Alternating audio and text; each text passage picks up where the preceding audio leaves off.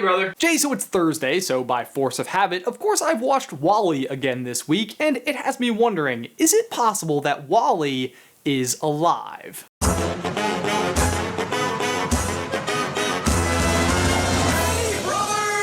So let me start by asking you a question. Let's say you own an axe, and over the course of time, you replace the head 3 times and the handle 4 times. Do you still own the same axe? To which you are probably saying, who cares? It's an axe. To which I say, good point. But as you can probably tell by the number of minutes left in this video, we are nowhere near done with this question. This phenomenon is the Ship of Theseus Paradox, which is a thought experiment that begs the question, if all of the components of an overall object are replaced, is it still fundamentally the same object? It kind of becomes a question of that object's identity. Back to the axe. It's just an axe, right? Who really cares? But what if it wasn't an axe? What if it was your arm? Imagine for a second that you lost one of your arms, but through the magic of science, you were able to either regrow or replace that arm. Don't ask me how. Because science. It's a thought experiment. So your arm is replaced, but for all intents and purposes, it's pretty much the same arm. So we'll ask the question again, are you still the same person? I think most of us would probably say yes. But what if it was more than just your arm? What if it was your leg, both legs, your liver,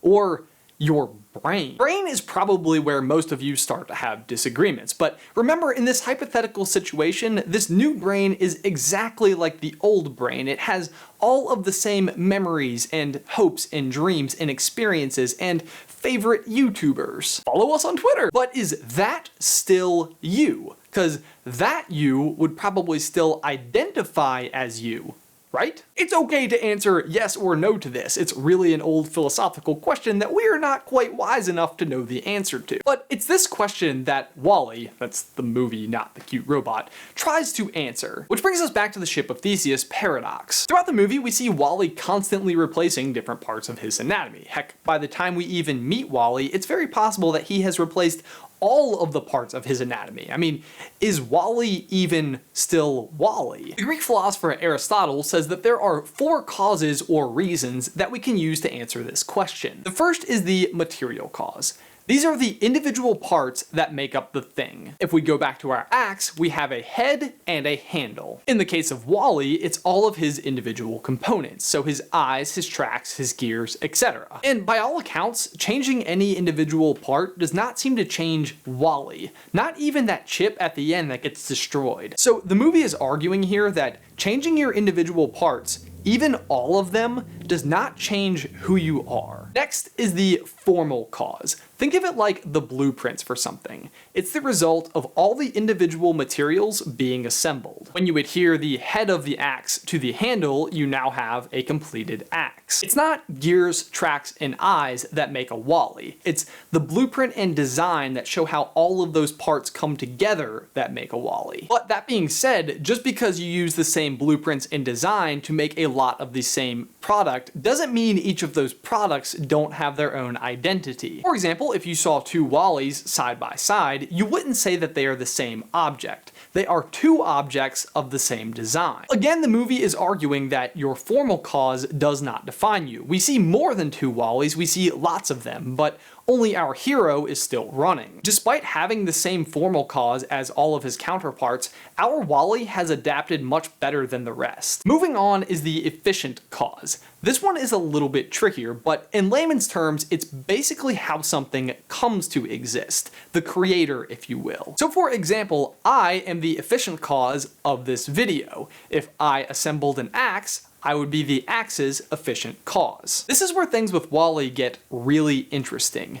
By and large was WALL-E's original efficient cause, but unlike an axe, WALL-E does not require a third party to change his parts. By and large, programs WALL-E so he can solve problems, and as such, he can repair himself. So give him 700 years, and he slowly becomes his own efficient cause. Think about it like this. You and your parents. They are your efficient cause. Your creator.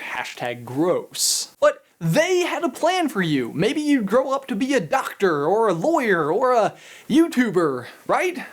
Proud of me, Mom? That's their plan, but as you grow up, you become more independent and take control of your own life, becoming your own efficient cause. And so that brings us to the final cause. That's actually what it's called, even though it is also the last one on this list. The final cause explains why something was created. An axe was designed to split wood. That's its final cause. WALL-E's final cause is to collect trash and clean up planet Earth. Or is it? I would argue that by the end of the movie, this is no longer true. WALL-E's final cause is to be Eve's companion. It's his new reason for existing in life. But how is he able to overcome his pre-programmed purpose? Well, as I said earlier, WALL-E changes his efficient cause. By solving problems and becoming his own creator, he becomes more independent and has more control over his own life. Just like a human.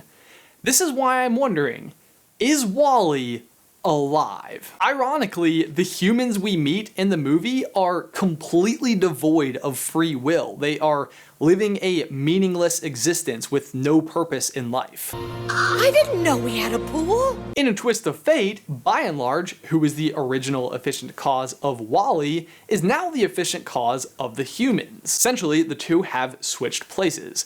WALL-E has purpose and free will, two distinctly human traits. The humans have neither, which leaves us asking, who is really more alive? What do you guys think? Is WALL-E alive? Be sure to leave your thoughts in the towel section down below. Like this video if you haven't already, and please subscribe to the channel. If you'd like to see more WALL-E content from us, you can click right here to see Jay's video on whether or not WALL-E is evil, or for just a slurry of fast facts about WALL-E, you can click right here. Jay, that is everything that I've got for you today, man. I will see you on Tuesday.